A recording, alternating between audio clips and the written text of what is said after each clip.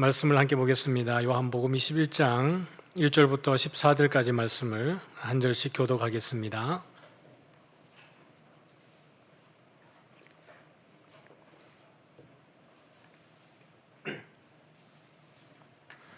요한복음 21장 1절부터 14절까지 제가 1절을 읽겠습니다. 그 후에 예수께서 디베랴 호수에서 또 제자들에게 자기를 나타내셨으니 나타내신 일은 이러하니라.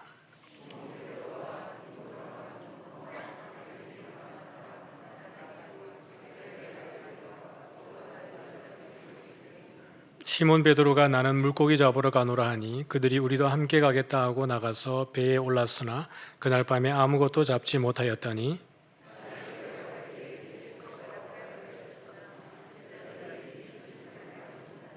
예수께서 이르시되 얘들아 너희에게 고기가 있느냐 대답하되 없나이다.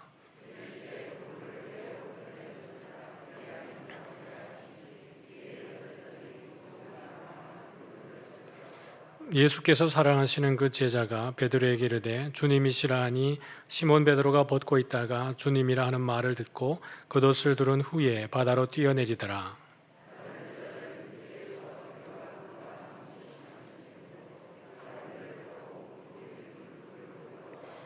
육지에 올라보니 숯불이 있는데 그 위에 생선이 놓였고 떡도 있더라. 시몬 베드로가 올라가서 그물을 육지에 끌어올리니 가득히 찬 큰 물고기가 153마리라. 이같이 많으나 그물이 찢어지지 아니하였더라.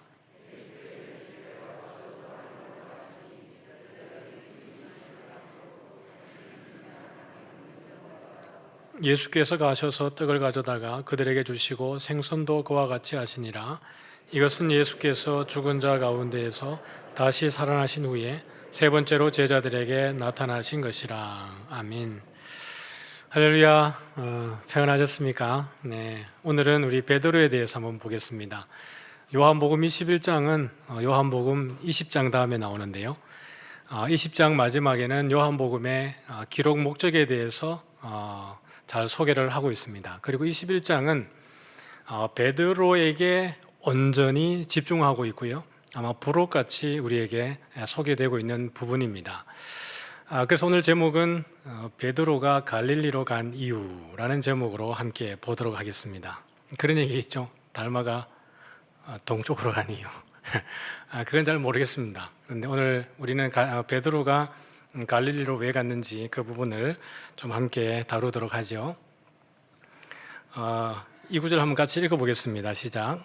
시몬 베드로가 나는 물고기 잡으러 가노라 하니 그들이 우리도 함께 가겠다 하고. 우리는 성경을 읽을 때에 항상 그 낯설게 읽기, 처음 읽는 것처럼 읽는 그런 훈련들이 필요합니다. 설교를 많이 듣다 보면 익숙한 본문, 자주 듣는 본문, 그리고 같은 어떤 접근 방식에서 듣는 설교를 듣다 보면 그리고 우리가 그 본문을 읽을 때에 우리도 모르게 그런 고정관념 속에서 이렇게 쭉 그냥 스킵하고 지나가는 경향들이 있습니다. 그러나 그럼에도 불구하고 성경을 읽을 때 항상 처음 보는 것처럼 그 다음에 아주 낯설게 조사 하나까지 왜 이렇게 표현을 했을까? 왜 이걸 목적격으로 쓰고 왜 이걸 주격으로 썼을까? 그런 것까지 천천히 읽어내가다 보면 거기에 또 다른 은혜들이 있습니다. 이 본문을 통해서 우리가 보는 것은 베드로가 갈릴리로 간 이유는 고기 잡으러 갔다. 그리고 그의 제자됨을 이제는 버리고 옛 삶으로 돌아갔다라고 우리가 읽는 그런 본문의 구절이기도 합니다. 그러나 과연 이 구절이 그러한 베드로가 제자됨을 포기하고 이제 예수 따르는 것에 대해서 뭔가 낙심하고 다시 세상으로 돌아가는 것에 대해서 가르쳐주는 본문일까? 아니면 오늘 이 내용 가운데에 또 다른 어떤 은혜가 있을까? 이 부분을 성경의 전체를 통해서 좀 보기를 원합니다. 그래서 고기로 잡으러 간다는 것의 본 의미는 무엇인지 우리가 이 부분을 보면 마가복음 14장을 읽어볼게요. 시작. 그러나 내가 살아난 후에 너희보다 먼저 갈릴리로 가리라. 이것은 예수님께서 십자가에 달리시기 전입니까? 아니면 달리고 나서입니까? 느낌적으로 봤을 때 마가복음이 16장까지 있으니까 14장이면 달리기 전일까요, 후일까요? 예, 전이겠죠. 예수님이 십자가에 달리시기 전에 제자들에게 너희보다 먼저 갈릴리로 가겠다 이렇게 얘기를 하셨습니다. 예수님이 부활하시고 나신 이후에 천사들이 가장 먼저 찾아온 막달라 마리아에게 제자들에게 가서 이렇게 알려주라고 했던 부분이 있는데 같이 읽어보죠. 가서 그의 제자들과 베드로에게 이르기를 예수께서 너희보다 먼저 갈릴리로 가시나니 전에 너희에게 말씀하신 대로 너희가 거기서 배우리라 하라 하는지라. 이게 동일하게 예수님이 하셨던 말씀과 천사가 제자들에게 하는 이야기가 동일하게 예수님은 너희보다 먼저 어디 가시는 거예요? 갈릴리로 가신다. 그리고 천사가 하는 이야기는 너희에게 말씀하신 대로, 그러니까 십자가에 달리시기 전에 말씀하셨던 그대로 너희가 갈릴리에서 너희 주님을 보게 될 것이다 라고 이야기를 한 거예요. 엠마오로 가던 제자들이 그 가는 가운데에 만난 분이 예수님이었습니다. 그런데 그들은 길 가는 가운데 만난 분이 예수님인 줄 몰랐어요. 그러나 그 집에 가서 떡을 나누고 예수님이 축사할 때 그때야 그들이 눈이 열어져서 예수님인 걸 알았습니다. 부활하신 예수님인 걸 알았고요. 그리고 급히 가던 길을 돌이켜서 엠마오로 가지 않고 예루살렘으로 돌아와서 제자들이 모인 곳에 가서 그들이 했던 이야기입니다. 주께서 과연 살아나시고 누구에게 보이신 거예요?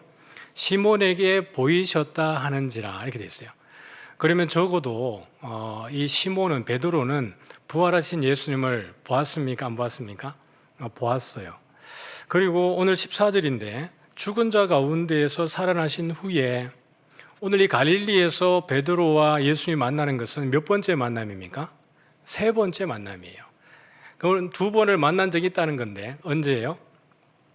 예수님이 부활하신 날 안식 후 첫날 저녁에 그들이 유대인들이 두려워서 한 곳에 모여서 문을 닫고 있을 때에 주께서 그들에게 찾아오셔서 평강이 있을지어다라고 말씀을 하셨고요.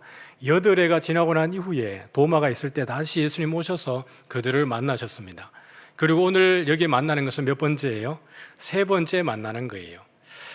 그러므로 베드로가 갈릴리로 가게 되었을 때에 부활하신 주님을 못 만난 것이 아니고요. 이미 두 번을 만났고 이미 천사가 나타나서 막달라 마리아에게 말한 것을 듣고 어떻게 하는 거예요? 이제 갈릴리로 가는 거예요. 그러면 갈릴리로 가는 이유는 왜 간 거예요? 예수님 만나러 간 겁니다. 예수님이 거기에서 만나겠다고 하셨기 때문에 거기에서 만나는 거예요.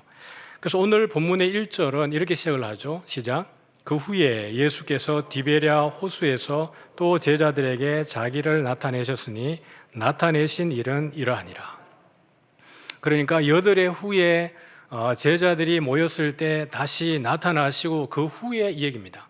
그 이후에 예수님은 디베랴 호수에서 제자들에게 자기를 나타내시기 위해서 가셨는데 우리가 읽었던 본문은 거기에 대한 주요 내용이 이러하다라는 것을 소개를 하고 있죠. 그래서 나가서 우리는 고기 잡으러 간다 그러고 다른 이들도 쫓아갔는데요. 여러분, 거기 고기 잡으러 갔던 사람들이 전부 다 어부들이 아닙니다.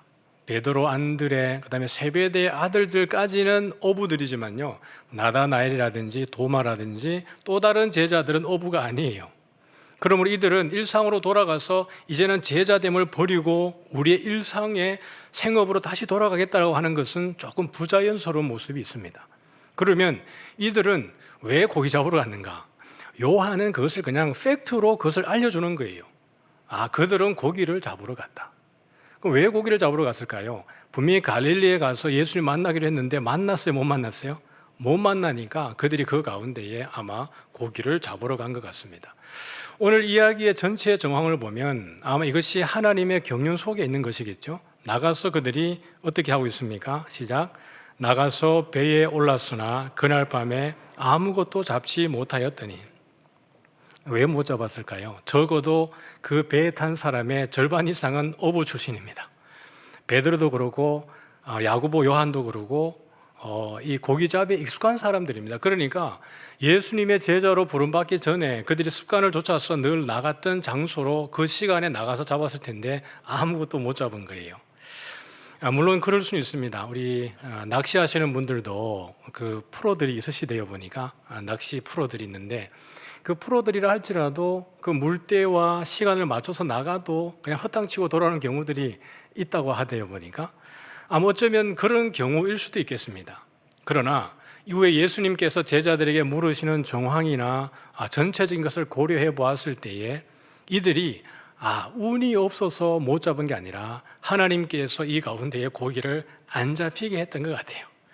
그러면 요한은 여기에서 이 밤이라고 하는 것을 자연적인 밤을 이야기하는 건지, 자연현상으로서의 밤을 이야기하는 건지, 아니면 또 다른 의미에서 밤을 우리에게 가르쳐주고 있는지 볼 필요가 있겠죠. 요한복음에서는 이미 수차례 밤에 대해서, 어둠에 대해서 나온 부분이 있습니다. 우리 처음에 나오는 게 뭐죠? 그가 밤에 예수께 와서 이르되, 누구의 이야기입니까? 네, 니고데모에 대한 이야기입니다.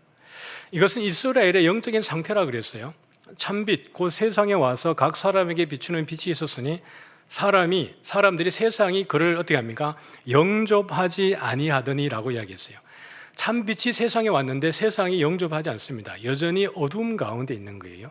그래서 여기에 니고데모가 밤에 예수께 왔다라고 하는 것은 이스라엘의 영적인 상태를 이야기하는 겁니다. 그래서 예수님은 그것을 풀어서 어떻게 이야기하는 거죠? 사람들이 자기 행위가 악함으로 빛보다 무엇을 더 사랑해요? 어둠을 더 사랑하더니라는 겁니다. 그리고 가룟유다가 예수님을 팔기 위해서 나갔던 시간이 언제예요? 밤이에요. 그리고 예수님이 부활하셨지만은 안식 후 첫날 부활하셨는데 그때 아직 시간이 어디예요? 아직 어두울 때에. 우리 이미 보았지만은 부활하신 예수님을 보고도 의심하고 믿지 못하는 제자들이 있었던 그 제자들의 상태를 우리에게 보여주고 있는 겁니다. 그러므로 그날 밤에 아무것도 잡지 못하였다. 이 밤이라고 하는 것은 자연적이고 물리적인 밤이기도 하지만 제자들의 영적인 상황이기도 한 겁니다. 메시지를 보여주는 거예요. 예수님이 없는 곳은 뭐예요? 밤이에요.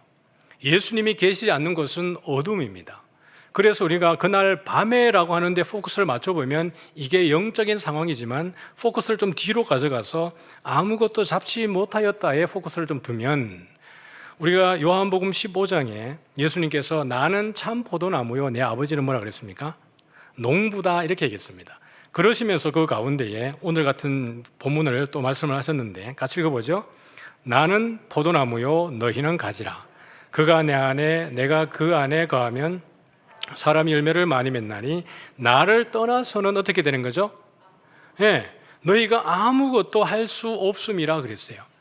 그러므로 그날 밤에와 나를 떠나서는 동일한 의미입니다. 제자들이 예수님을 만나러 갔는데 아직 예수를 만나지 못했어요. 고기 잡으러 나갔습니다. 그러나 그날 밤에 예수님이 계시지 않는 그 밤에는 그들이 아무것도 잡을 수 없었더라. 예수님을 떠나서는 우리가 아무것도 할 수 없는 존재라는 것을 보여주고 계신 거예요.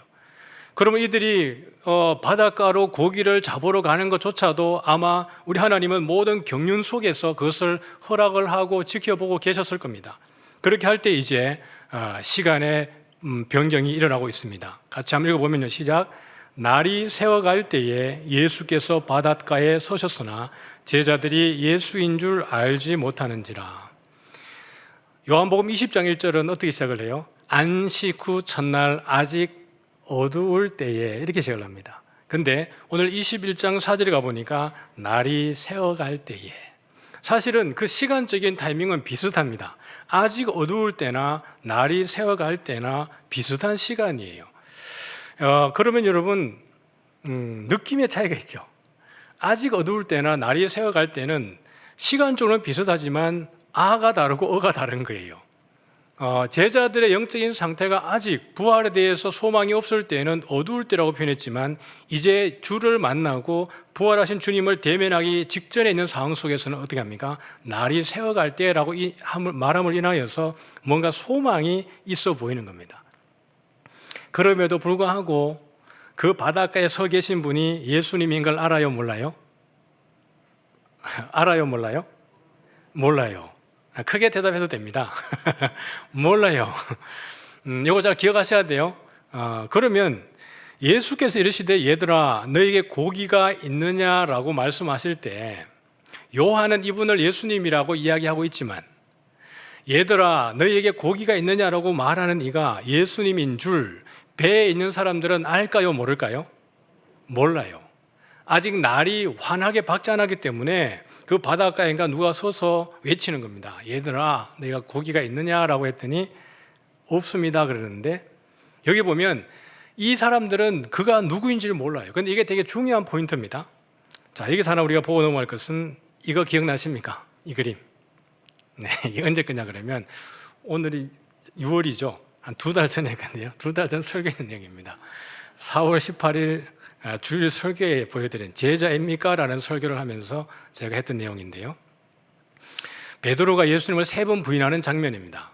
이때에 가야바의 뜰 안에 있었던 여종들이 예수님에게 질문을 했는데요.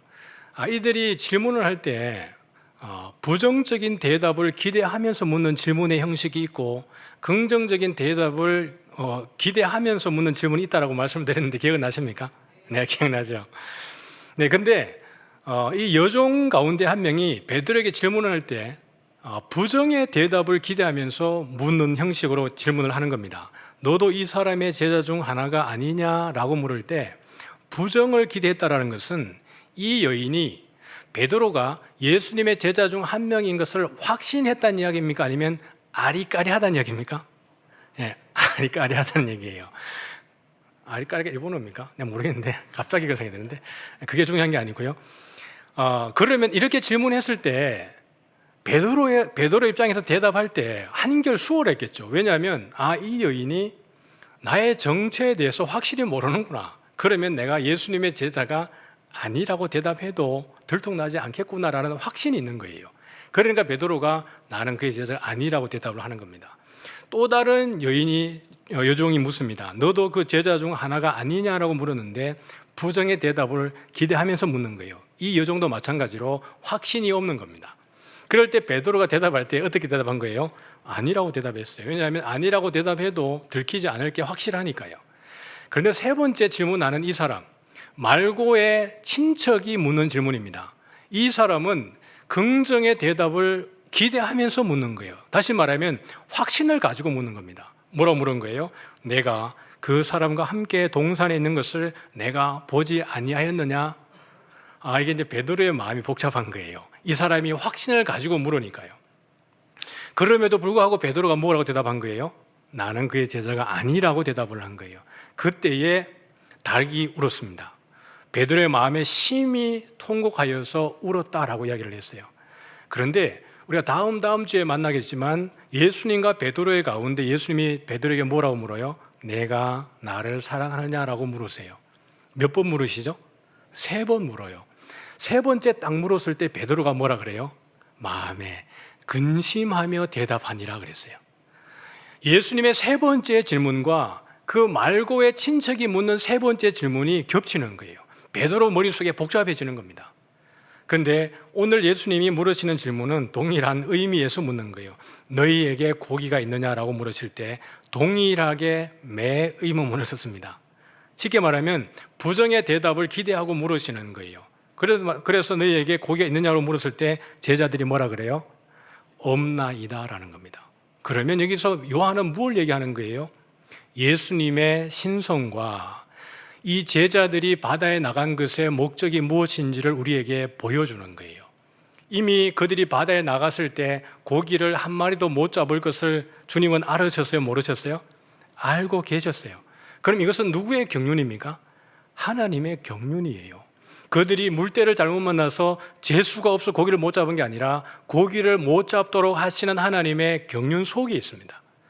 그러므로 너에게 고기가 있느냐라고 물으시는 것은 너희 한 마리도 없지, 내가 다 알고 있어 라는 의미에서 물으시는 거예요. 제자들이 당연히 없습니다라고 했죠.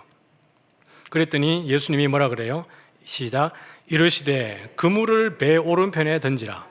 그리하면 잡으리라 하시니 이에 던졌더니 물고기가 많아 그물을 들 수 없더라. 여러분, 제자들이 얘들아 물고기가 있느냐라고 물으신 이가 예수인 줄 알았다고요? 몰랐다고요? 자신 있게 이야기해도 돼요. 알았어요? 몰랐어요? 몰랐어요. 그러면 몰랐는데 그물을 배 오른편에 던지라 그러면 잡으리라 라는 말을 이들은 무슨 근거를 가지고 던진 걸까요? 예수님이 아니고, 예를 들면 여러분 가만히 있다가 이 사람들이 낚시의 전문가들이라니까요. 고기 잡는 이의 전문가들이라니까요. 어부 출신이니까요. 근데 밤새 못 잡고 나오고 있는데 누군가가 자기들에게 그물을 오른편에 던지라 그랬을 때에 여러분 자기들보다 더 전문가가 없다는 것은 잘 알 텐데 그 얘기를 들을 법하지 않잖아요. 그런데 이 사람들은 도대체 무슨 근거로 그물을 오른편에 던지게 된 걸까요? 모르는데 아직 그분이 예수님인 줄 몰라요. 그리고 밖에 나왔을 때 요한이 이야기하기를 주님이라고 베드로에게 이야기할 때 그제서야 주님인 줄 알았습니다. 베드로에게는 예수님에게 처음 콜링을 당할 때, 소명을 당할 때, 부르심 받을 때에 한 가지의 기억이 있죠. 누가복음 5장에 가보면 이미 그때에도 베드로는 가족들과 함께 아버지와 함께 고기 잡으러 갔다 왔습니다. 밤새도록 고기를 잡으러 갔다 왔는데 잡았어요? 못 잡았어요? 한 마리도 못 잡았어요. 그리고 그물을 다 씻었습니다. 모든 조업을 마치고 그물 다 씻어놓고 이제 쉬고 내일 바다 나가야 되지라고 하고 있는데 예수께서 그 마을에 오셨는데요. 마을에 오셔서 하나님의 나라의 일을 다 말씀을 전가하시고 난 다음에 베드로에게 뭐라 그래요? 그물을 가지고 가서 깊은 데로 가서 그물을 내려라. 그러면 내가 많은 고기를 잡을 것이다 그랬어요. 베드로가 뭐라 그럽니까? 우리가 고기를 잡은 것이 없지만은 말씀을 의지하여서 나아가서 그물을 내려오니라고 나가는 거예요. 그래서 그물을 내렸더니 어떻게 되는 겁니까? 고기가 많아서 그물이 찢어질 듯합니다. 그래서 배가 두 척이 와서 그 그물을 끌고 나와서 고기를 잡은 거예요. 그때에 베드로가 예수님에게 주여 나는 죄인입니다. 나를 떠나소서라고 이야기하는 겁니다. 주님이 내가 늘 사람을 취하는 자가 되게 하겠다. 다시 말하면 사람을 낚는 어부가 되게 하겠다라고 이야기하고 그때에 베드로가 모든 것을 버려두고 예수님을 따르는 거예요. 여러분 그때의 장면과 이 장면이 어때요? 겹치는 거예요. 얘들아 내게 고기가 있느냐라고 했는데 없습니다라고 했더니 그러면 그물을 내 오른편에 내려봐라. 그러면 너희들이 고기를 잡을 것이다라고 이야기할 때 베드로의 머릿속에 섬광처럼 무엇이 지나갔겠어요? 아 이건 주님인가 보다 라고 하는 어떤 확신이 느낌이 그에게 있었을 겁니다. 그러므로 베드로는 아마 믿음으로 그 말씀을 의지해서 처음에 예수님을 만날 때에 고백했던 것처럼 잡은 것이 없지만은 말씀을 의지하여서 내가 그물을 내리겠습니다라고 하는 그 고백이 지금 마음으로 되어졌을 겁니다. 그러고 내렸을 때 어떻게 된 겁니까? 많은 물고기를 잡았는데 몇 마리를 잡은 거예요? 153마리. 이들이 이거 다 세웠을까요? 세웠겠죠 당연히. 낚시 좋아하는 사람 낚시하면 오늘 몇 마리 잡아도 다 알잖아요. 153마리 세는 거 어렵지 않습니다. 그러나 이 153마리에 대한 해석은 너무나 많아서요 뭐라 하나라고 단정 짓기는 어렵습니다. 그러나 가장 어떻게 보면 말씀을 통해서 우리가 이것을 해석해낼 수 있는 근거는 에스겔서 47장 가보면 좀 도움을 받을 수 있을 것 같긴 합니다. 같이 한번 읽어볼까요? 이 강물이 이르는 곳마다 번성하는 모든 생물이 살고 또 고기가 심히 많으리니 이 물이 흘러 들어가므로 바닷물이 되살아나겠고 이 강이 흐르는 각처에 모든 것이 살 것이며 또 이 강가에 어부가 설 것이니 엔게디에서부터 에네글라임까지 그물 치는 곳이 될 것이라. 그 고기가 각기 종류를 따라 큰 바다의 고기같이 심히 많으려니와. 이 47장은 어떤 내용이에요? 성전 문지방에서부터 물이 흘러나오는데요. 이것이 발목에 차고 무릎에 차고 허리에 차고 건너지 못할 만큼 물이 흘러넘쳐서 나중에 유다 산지를 지나고 어디까지 흘러 들어가요? 사해까지 성전 문지방에서 나온 물이 사해까지 흘러 들어가게 되면 죽어있는 사해 바다조차 살아가지고 모든 생물이 그 가운데 살아나게 되는 마지막 날에 메시아가 오게 되어지면 만물이 회복되는 때가 되면 모든 죽었던 것들이 살아나는데요. 그 가운데 무엇이 많이 있었어요? 고기가 심히 많으리니 그리고 녹색 글자에 있는 것처럼 큰 바다의 고기같이 심히 많으려니와. 주님이 안 계실 그 날 밤에 어두울 때 나를 떠나서는 너희가 아무것도 할 수 없지만 주의 말씀에 순종해서 주와 함께 있게 될 때 어떻게 하는 거예요? 만물이 소성하는 것처럼 그들의 그물은 찢어질 듯이 많은 물고기가 잡혀오는 거예요. 이것은 결국 만민을 회복케 하는 모든 이방인에게까지 복음을 전하여서 주의 백성 삼으시려는 하나님의 말씀의 성취가 지금 이 갈릴리 바닷가에서 이루어지고 있는 겁니다. 예수님의 부활을 통해서 그 복음이 어디까지 흘러갈 것을 이야기하는 거예요. 땅 끝까지. 153이라고 하는 것은 결국에는 모든 숫자의 종류의 물고기 아니겠어요? 그 말은 모든 이방인에 이르기까지, 그게 헬라인이든지 또는 종이든지 자유인이든지 어떤 사람이든지 할 것 없이 모든 사람이 주께로 오게 되면 구원받는다라는 것을 보여주는 겁니다. 그래서 우리 다시 읽어보면요, 시작. 시몬 베드로가 올라가서 그물을 육지에 끌어올리니 가득히 찬 큰 물고기가 153마리라. 이같이 많으나 그물이 찢어지지 아니하였더라. 누가복음 5장에서는요, 고기가 너무 많아가지고 그물이 찢어진지라 이렇게 얘기했습니다. 그래서 배 두 척이 와가지고 그 고기를 담아갔어요. 그런데 여기에서는 그물이 어떻게 되는 거예요? 찢어지지 아니하니라. 이것은 하나님의 나라의 온전한 완성을 이야기합니다. 구원의 방주는 터지지 않습니다. 하나님의 나라의 구원의 그물은 찢어지지 않습니다. 그게 153마리가 아니라 더 많다 할지라도 찢어지지 않을 거예요. 그러므로 예수님께서 베드로가 그물을 육지에 끌어올리는 모습을 통해서 이미 예수께서 하셨던 말씀의 성취를 보여주고 있는 건데요, 같이 읽어볼게요. 시작. 내가 땅에서 들리면 모든 사람을 내게로 이끌겠노라 하시니. 땅에서 들린다는 말은 십자가에서 죽으시고 부활하시고 나면 내가 모든 사람들을 나 있는 곳으로 이끌어 오겠다라는 말씀이에요. 그러므로 이들이 예수님이 제자를 부르셨을 때 하셨던 그 소명을 다시 회복시켜주는 과정입니다. 같이 읽을게요. 시작. 예수께서 이르시되 나를 따라오라. 내가 너희로 사람을 낚는 어부가 되게 하리라. 아멘. 사랑하는 성도 여러분, 우리 하나님의 우리를 향하신 사랑이 이러합니다. 베드로가 고기 잡고 있을 때에 우리 예수님 오셔서 베드로에게 그물을 오른쪽으로 내리라 그러고 또 고기가 많이 잡히게 되고 이런 상황 가운데 주님 찾아오셔서 고기를 낚게 하셨는데 요한이 뭐라 그래요? 주님이시다 이렇게 얘기를 하는 거예요. 여러분, 이 갈릴리에 와 있는 베드로의 마음은 편했겠습니까? 여전히 베드로는 어떤 사람이냐 그러면 두 번이나 예수를 만났지만 그 마음속에 자기의 정체성은 어떤 존재냐 그러면 예수님을 세 번이나 부인했던 그런 배신자. 그리고 세 번째 부인할 때는 어떻게 했습니까? 저주하여 맹세하며 부인했어요.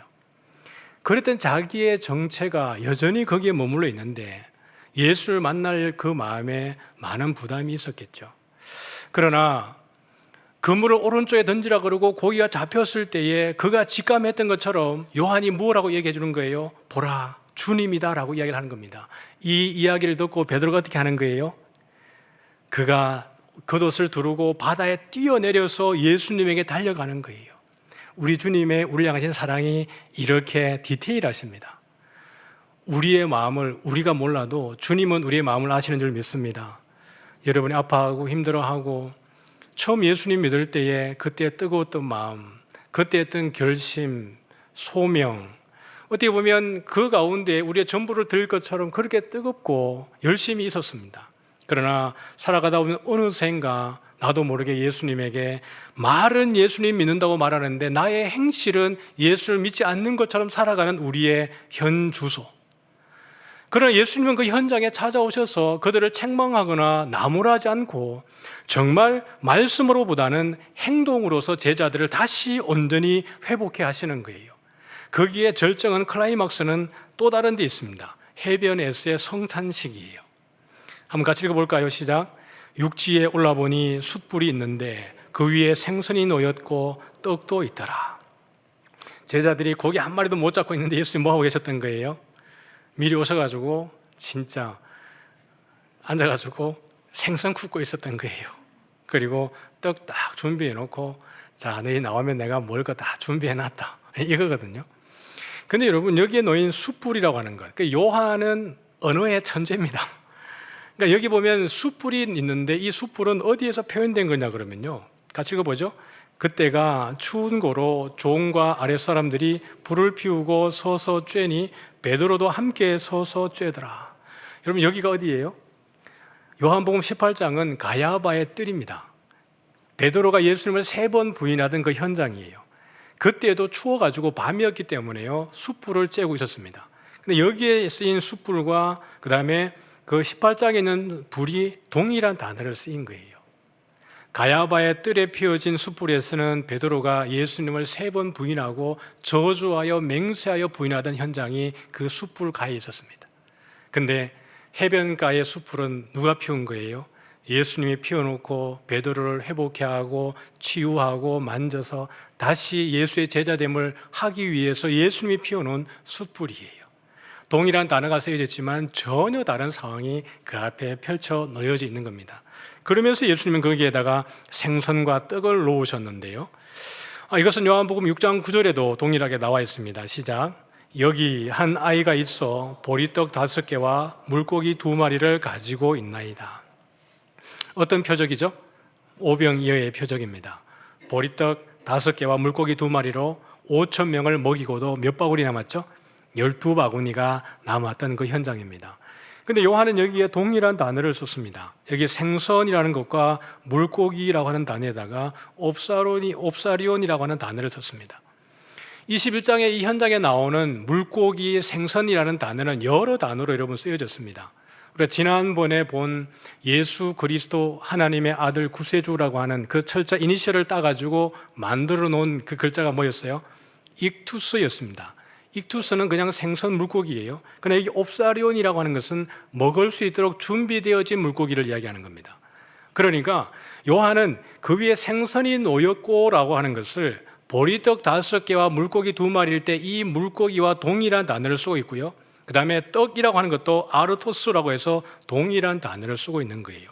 그럼 왜 이것이 성찬식과 연결되느냐 그러면, 예수님이 오병이어를 일으키고 난 이후에 그것을 풀어주시면서 하는 이야기가, 너희 조상은 광야에서 만나를 먹고도 어떻게 된 거예요? 죽었다, 이렇게 얘기합니다. 그러나 나는 하늘에서 내려온 살아있는 떡이기 때문에 나를 먹는 자는 영원한 생명을 갖는다라고 이야기를 하시면서 이렇게 말씀을 하신 겁니다. 시작. 내 살을 먹고 내 피를 마시는 자는 영생을 가졌고 마지막 날에 내가 그를 다시 살리리니 내 살은 참된 양식이요 내 피는 참된 음료로다. 예수님이 최후의 만찬 때 그 성찬식에서 하셨던 말씀과 동일한 메시지입니다. 떡을 떼시고 포도주를 나눠주시면서 내 살은 참된 양식이요 내 피는 참된 음료로다라고 하신 이 사건이 오병이어의 기적을 일으키면서 그들에게 하신 메시지예요. 부활하신 주님께서 승천하시기 전에 제자들과 다시 한번 그가 십자가에 달리기 전에 하셨던 성만찬을 어디에서 하는 겁니까? 해변가에서 하고 있는 거예요. 왜 하고 있는 거죠? 베드로를 회복하기 위해서 그렇게 하고 있습니다. 여러분, 21장은 오직 베드로에게 집중되어져 있습니다. 요한복음 22장은 누구에게 집중되어 있을까요? 요한복음은 21장까지밖에 없습니다. 요한복음 22장은 누구에게 집중되고 있을까요? 여러분에게 집중되어져 있습니다. 이 베드로에 대한 온전한 회복이 얼마나 많은 내용들을 담고 있냐면요, 여러분, 이방 선교의 기초를 놓은 사람이 누구예요? 이방 선교의 기초를 놓은 사람? 그럴 줄 알았습니다. 1부도 바울이라 그랬고 2부도 바울이라 그랬어요. 3부도 여러분들이 바울이세요. 베드로죠. 사도행전 10장에 가보면 이방인 백부장 고넬료가 있습니다. 고넬료가 경건한 사람이고 기도를 많이 하는 사람인데 기도하는 가운데 베드로를 데리고 오라는 메시지를 받습니다. 베드로 동일한 시간에 기도하고 있었는데 기도하는 가운데 환상 중에 하늘에서 보자기가 내려오는데 무엇이 담겨져 있어요? 먹지 못하는 그 동물들이 거기에 보자기에 쌓여져 있는 겁니다. 하나님이 베드로에게 잡아 먹어라 이렇게 했더니 베드로가 뭐라 그래요? 하나님, 내가 지금까지 부정한 것을 먹은 적이 없습니다. 난 이것을 먹을 수 없습니다 라고 이야기를 해요. 베드로가 하나님 뭐라 그러죠? 내가 깨끗하게 한 것을 내가 왜 먹지 않느냐라는 거예요. 이 일이 몇 번 있었습니까? 3번 반복이 되고 보자기는 하늘로 올라갔습니다. 그러고 난 이후에 고넬료로부터 보낸 종들이 와서 베드로를 초청해서 고넬료 집으로 가는 거예요. 베드로 입장에서는 이방인에게 복음을 전하는 것이 이방인과 함께하는 것이 불법이었기 때문에 베드로의 마음속에는 불편한 마음이 아주 많았습니다. 그럼에도 불구하고 너무 강력하게 하나님이 보내셨기 때문에 갔는데요. 그들에게 복음을 전할 때에 베드로가 아주 놀랍고 신기한 일을 경험을 합니다. 주의 말씀을 들을 때 그 이방인 고넬료와 온 가족들 가운데에 성령의 임재가 벌어졌는데요. 성령이 임재했는데 그 현상이 어디에서 일어난 것과 똑같은 거냐 그러면 오순절날 예루살렘에서 그 다락방에 모여서 기도할 때에 일어났던 현상과 동일한 현상이 고넬료 집에서 말씀을 전할 때 그 사람들에게 그대로 임하는 것을 베드로가 목격을 하게 되어지는 겁니다. 그러면서 그가 고백하기를 하나님이 이방인에게도 성령 주시는 것을 내가 이제야 알았다 이렇게 얘기를 하는 겁니다. 그럼으로 인해서 이방의 전도가 그렇게 열려지게 되는 겁니다. 그 마음속에 죄책과 아픔으로 가득히 쌓여 있었던 베드로에 대한 회복, 이것은 여러분 너무 중요한 이슈였습니다. 요한복음 1장에는 베드로에 대해서 이 이야기를 합니다. 시작. 데리고 예수께 오니 예수께서 보시고 이르시되 내가 요한의 아들 시몬이니 장차 게바라 하리라 하시니라. 게바는 번역하면 베드로라. 안드레가, 시몬의 형제 안드레가 예수님을 먼저 만났습니다. 그리고 우리가 메시아를 만났다 그러고 베드로를, 그 시몬을 데리고 예수님께로 갔더니 주께서 하신 이야기가 뭐냐 그러면 내가 요한의 아들 시몬이니 내가 장차 어떻게 된다고요? 게바라 하리라. 게바는 번역하면 베드로라. 베드로를 번역하면 반석이라. 요한복음 시작에 베드로에 대해서 이렇게 소개하고 있고 21장에 가면 베드로의 스토리로 끝이 납니다. 여러분, 22장은 누구의 스토리라고요? 여러분의 스토리입니다. 베드로가 갈릴리로 간 이유는 이제 예수님의 제자됨을 포기하고 나는 세상으로 가겠다 그러고 다른 제자들도 나도 세상으로 가겠다가 아니라 베드로는 누구를 만나러 간 거예요? 예수님 만나러 간 겁니다. 예수님 만나게 될 때 그 안에 우리는 모든 것을 할 수 있을 줄 믿습니다. 예수님 없으면, 예수님을 떠나서는 우리가 아무것도 할 수 없고 아무것도 잡을 수 없지만 예수 안에 거하면 풍성이 얻고 영원한 생명을 얻는 줄 믿습니다. 이 한 주간 살아갈 때에 요한복음 21장이 베드로의 장이라면 없는 22장은 여러분의 장인 줄 믿고 삶의 현장 가운데에서 여러분을 향하신 예수 그리스도의 은혜를, 예수 그리스도의 동행을 누리시기를 주의 이름으로 축복합니다.